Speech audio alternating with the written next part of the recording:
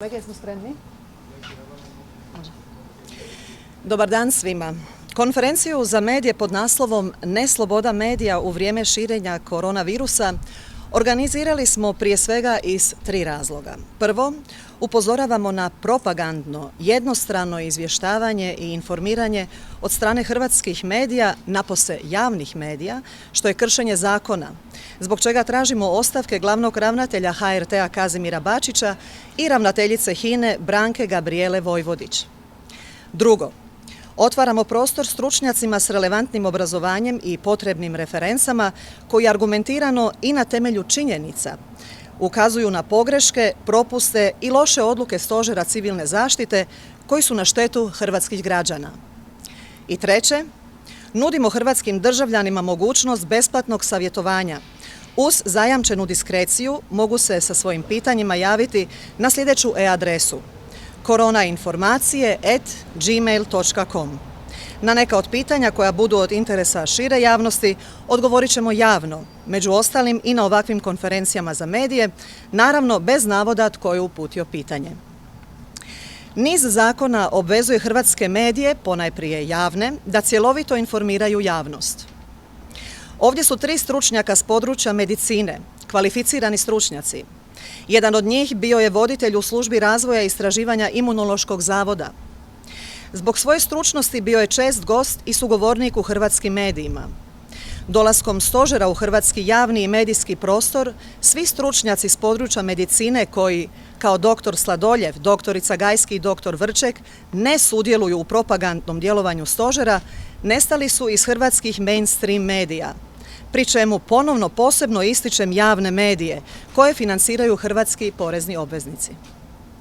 Svaka, pa i medicinska znanost, napreduje na temelju istraživanja te sučeljavanja raznih argumenata. Ako je sve što radi stožer s medicinske i pravne strane u skladu s medicinskom znanošću i hrvatskim zakonima, zašto se onda vladajući boje otvoriti ravnopravnu raspravu u hrvatskom javnom i medijskom prostoru na dobrobit svih? Hvala vam lijepa. Ja sam Lidija Gajski, specijalistica interne medicine i dopustite mi da se najprije zahvalim gospođi Karolini Vidović Krišto što nam je omogućila da se danas obratimo javnosti jer su drugdje za nas vrata uglavnom zatvorena i to je glavna tema kojom se danas želimo vama obratiti. Ja ću započeti s pitanjima. Znate li da test kojim se određuje zaraženost koronavirusom može biti pozitivan, a da niste zaraženi i da nije jasno dokazuje li uopće prisutnost koronavirusa? Znate li da bi gotovo svi koji se službeno vode kao umrli od koronavirusa, umrli tijekom ove godine neovisno o virusu zbog drugih svojih bolesti i starosti? Znate li da je u Hrvatskoj i okruženju broj umrlih ove godine jednak onome iz prošlih godina i da je u tom smislu stanje sasvim uobičajeno? Znate li da se obdukcije od nadležnih institucija od početka obeshrabruju, a one koje su izvedene ne uklapaju se u tipičnu sliku umrlih od virusne bolesti? Znate li da su na vrhuncu takozvane korona krize bolnice zjapile poluprazne? Znate li da nema dokaza da maske za lice štite od zaraze koronavirusom? Naprotiv, mogu biti štetne za zdravlje, psihu i društvenu interakciju. Naročito su pogubne za psihoemocionalni i socijalni razvoj djece. Znate li da zbog brzine u proizvodnji i nabavi cjepiva protiv koronavirusa i nejasnoća o prirodi cjepiva, građani od Europske komisije traže dodatne podatke? Znate li da su zbog tog cjepiva olabavljeni europski zakoni o GMO-u? Znate li da širom svijeta velik broj ljudi i brojne skupine liječnika i znanstvenika protestiraju protiv lažne epidemije i traže ukidanje mjera koje ugrožavaju tjelesno i psihičko zdravlje, ekonomski i društveni život i individualna prava i slobode? Ako s ovim što je nabrojano niste upoznati, znači da se informirate s televizije i dominantnih novina i portala i da ste krajnje dezinformirani. Jer vam se predstavlja samo jedno, odnosno jednoobrazno i šturo tumačenje ove vrlo složene teme. Stručnjacima raznih profila koji raspolažu podacima koji se razlikuju od službenih i imaju drugačiji pogled na korona krizu, veliki mediji uskraćuju, zabranjuju pristup. Drugačije je mišljenje cenzurirano. Hrvatski ustav jamči slobodu mišljenja i izražavanja misli. Citiram: sloboda izražavanja misli obuhvaća osobito slobodu tiska i drugih sredstava priopćavanja, slobodu govora i javnog nastupa. Zabranjuje se cenzura. Ponavljam, Ustav izrijekom zabranjuje cenzuru. Nadalje, Zakon o medijima. On također, citiram, jamči slobodu izražavanja i slobodu medija, osobito, između ostalog, slobodu protoka informacija i otvorenosti medija za različita mišljenja i uvjerenja.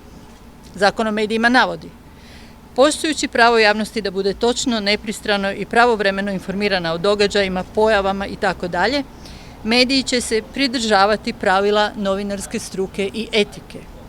Još jedan zakon, onaj o Hrvatskoj radioteleviziji. Evo što kaže: HRT je dužan trajno, istinito, cjelovito, nepristrano i pravodobno informirati javnost o činjenicama, događajima i pojavama od javnog interesa.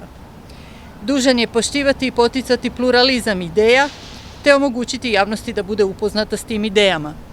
HRT ne smije u svojim programima zastupati pojedinačna politička, religijska, svjetonazorska i druga stajališta ili interese.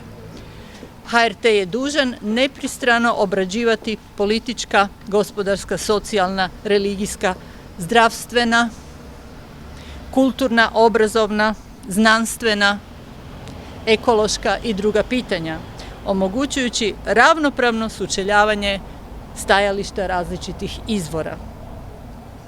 Slobodu govora moguće je prema Ustavu ograničiti samo iznimno i to mora biti propisano posebnim zakonima. Sloboda govora najveće je dostignuće demokratskog društva. Ostanemo li bez slobode govora, ostali smo bez svih drugih sloboda. Korona kriza nije neka trivijalna i periferna tema, već fenomen koji već sada značajno i negativno utječe na živote svih nas, a u vremenu koje slijedi, ako se nastavi kao do sada, iz temelja će ga promijeniti na gore. Stoga zahtijevamo da hrvatska sredstva priopćavanja odmah prestanu raditi protuustavno i protuzakonito, da prestanu širiti jednoumlje i propagandu, te otvore medijski prostor stručnjacima s drugačijim mišljenjem. Pa neka javnost prosudi tko je uvjerljiviji. To se posebno odnosi na Hrvatsku radioteleviziju koja je javna ustanova, kao što je rekla gospođa Krišto, ustanova koju svi mi plaćamo i koja, kako piše u Zakonu o HRT-u, za svoje djelovanje odgovara javnosti. Za početak od HTV-a tražimo emisiju u kojoj će se sučeliti stručnjaci s različitim stajalištima o korona krizi. Ako se ovom zahtjevu ne udovolji, tražimo od Sabora, baš kao što je rekla gospođa Krišto, smjenu sadašnjih ravnatelja i postavljanje novog koji će ovu medijsku kuću, ključnu za informiranje hrvatskih građana, voditi na ustavan i zakonit način. Hvala. Dobar dan. Ja sam Valerije Vrček, profesor kemije. Ovdje neću govoriti u ime struke, ja sam nešto kao akademski promatrač ove situacije. I ono što ja vidim da ova situacija sa pandemijom nije ozbiljna, ali je bolesna. Društvo je bolesno, poremećeno, hospitalizirano i bojim se da su u tome sudjelovali i mediji svih oblika. Zbog toga imam nekoliko prigovora i nekoliko pitanja. Prvo, gdje je nestalo istraživačko novinarstvo? Vratit ću se na to pitanje. Drugo pitanje, gdje je nestalo otvoreno? Otvoreno kao otvoreno društvo, otvoreno kao emisija na Hrvatskoj televiziji, otvoreno kao transparentno društvo. Gdje je nestalo? Gdje je Valdo? Ovih 6 mjeseci nijedan medij u Hrvatskoj nije ponudio prostor za dijalog, za raspravu, za sučeljavanje suprotnih stajališta. Treće pitanje, zadnje, gdje je humor nestao? Gdje je medijska satira nestala? 30 godina vodeći hrvatski mediji propituju, razvlače, izruguju svetinje. U redu, političke, religijske, kulturne, sportske. Šta je s pandemijom? Da li je to svetinja nad svetinjama? Čini mi se da je. Zato se ja bojim da sa ovakvim radom mediji ukidaju sekularno društvo, što god to bilo. Pokazat ću vam samo nekoliko detalja. Uvedena je institucija dogme. Dakle, horor i pošast ove pandemije, to je proglašeno neupitnom, samorazumljivom istinom. Visoki zdravstveni rizik je neupitan. Poduzete mjere su neupitne. Tumačenja struke su neupitna. Uvedeni su medijski alati za cenzuru, portali za inkviziciju, neću ih imenovati. Mi, takozvano društvo znanja, zapravo živimo u jednom stanju koje se može opisati teološkim pojmovima. Pogledajte ovo. Živimo u iščekivanju čega? Novog normalnog. Što god to bilo. Je li to oksimoron ili zagrobni život, to je eshatologija. Živimo u iščekivanju konačnog spasa od igle. To se zove inače soteriologija. I konačno imamo svog Boga koji se zove zdravlje pod bilo koju cijenu. I sad ću se vratiti na ovo prvo pitanje. Gdje je nestalo istraživačko novinarstvo? Daću vam samo dvije priče. Jednu je već spomenula kolegica Gajski. PCR ili kako svi krivo kažu PCR, PCR testovi i serološki testovi na antitijela, oni su sa sustavno ugrađenom pogreškom. To je roba sa greškom. Lažno negativni rezultati idu do 40%. Lažno pozitivni 5 do 10%. Dakle, to nije moja procjena, to su rezultati iz znanstvenih studija. Imam tu neke, nije važno. Možete ih sami provjeriti, sva COVID literatura je dostupna javnosti. Dakle, ima još jedna recimo rečenica koju ću vam doslovno prevesti sa engleskog. Nijedan komercijalni test na svjetskom tržištu nije validiran ni od jedne mjerodavne institucije za testiranje asimptomatskih ljudi. Dakle, ljudi bez simptoma. To je citat iz New England Journal of Medicine. Toliko o testovima. Dakle, ona svakodnevna izvješća stožera kojima se, oprostite, siluje javnost, zapravo su fake brojevi kojima možete manipulirati i proizvoljno ih interpretirati. Druga priča, i s tim završavam, to su antiseptici i dezinficijansi. Kemičar sam, pa tu temu volim. Pristali smo na masovnu kemikalizaciju okoliša hormonskim otrovima. U ovom slučaju to se radi o kvarternim amonijevim solima, koji su redoviti sastojak tih biocidnih pripravaka. Jesmo li pristali na sterilizaciju okoliša? Moraju li tramvaji biti sterilni? Za neki dan počinje škola. Pretvorili smo učionice u kemijske čistionice. To je besmisleno, to je opasno. Pustite djecu da idu u školu, pustite da uče, da se igraju i da se prljaju. I skinite im maske. Jer to ponizuje i njihovo djetinjstvo i njihove roditelje.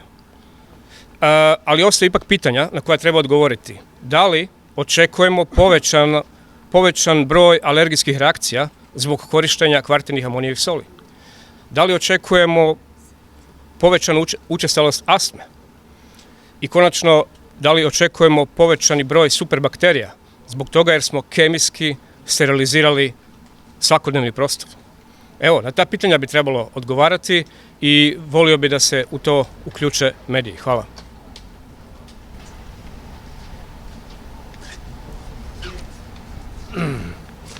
Da se predstavim, ja sam dr. Srećko Sladoljev.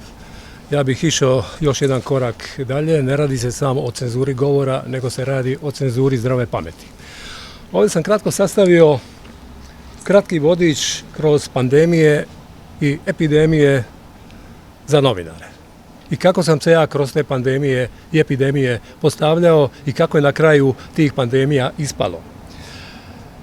Prvi sam u svijetu, ali doslovno, kao član nekog regulatornog tijela, proizvođača ili distributera pandemijskog cjepiva, suprotstavio se nabavci cjepiva protiv pandemijske gripe.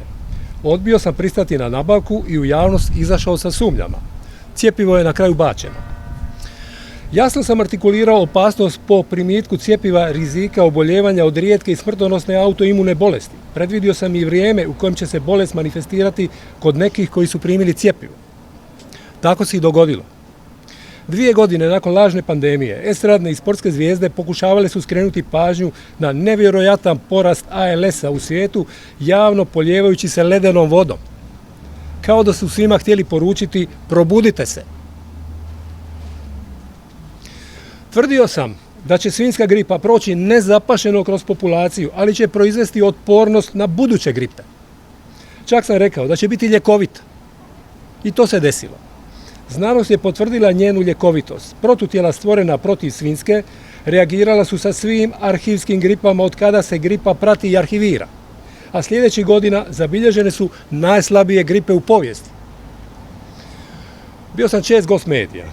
Dobio je više građanskih priznanja. Pozivan sam u Brisel, držao predavanja po više puta u Italiji, Sloveniji, Srbiji, Bosni i Makedoniji i naravno u Hrvatskoj. Prilikom ne tako davne mini epidemije ospice u Dubrovniku precizno sam naveo skupine koje će oboljeti. Objasnio sam i zašto. Desilo se baš kako sam i predvidio. Oboljevali su upravo oni koji su do uvođenja obaveznog cjepiva protiv ospica bili najsigurniji od ospica, ali u isto vrijeme i najranjiviji ako ih dobiju. Mediji su me tada počeli izbjegavati, moji stavovi ponovno potpuno suprotni glavnoj medicinskoj struji bili su cenzurirani. Odmah po proglašenju najnovije pandemije korona gripe upozorio sam da je ovaj virus izuzetno zarazan, ali će se širiti kroz populaciju bez znakova bolesti. Dakle, asimptomatski. Izranjati će nijotkuda, u navodnike naravno, provlačiti se kroz ključanice. Širiti će se aerosolom, a ne samo kapličnom, što je nedavno i znanstveno potvrđeno. Tradicionalne maske zbog toga ničemu ne služe. Upravo tome svemu danas i svjedočimo. I na kraju, prije 20 godina osporio sam vjerodostojnost rezultata i zaključaka jednog znanstvenog rada koji se temeljio na RT-PCR metodi. Još tada tvrdio sam da su pozitivni rezultati PCR-a posljedica iščitavanja sekvence našeg genoma, a ne virusnog. I to se pokazalo točnim, pa je WHO dopunila preporuke za izvođenje testa na hepatitis C. Mediji me izbjegavaju, iako se u ovom području očito dobro snalazim. Pitam vas sve ovdje okupljene s maskama i bez maski. Zašto? Hvala lijepo.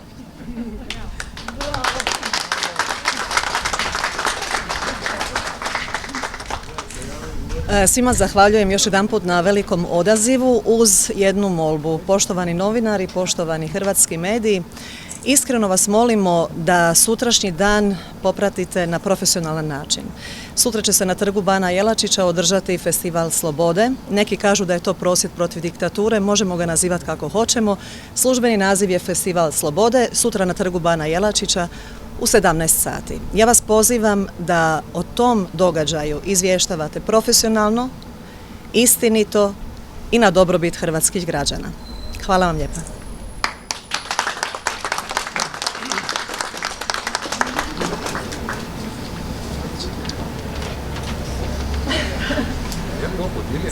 Može podijeliti. Imamo materijale za novinare. Što se tiče pitanja, svi su na dispoziciji biti vaši gosti u vašim medijima i tada ćemo znati da je prestala cenzura. Ako se to ne dogodi, mi ćemo rado opet stupiti ovdje i održati konferenciju za medije.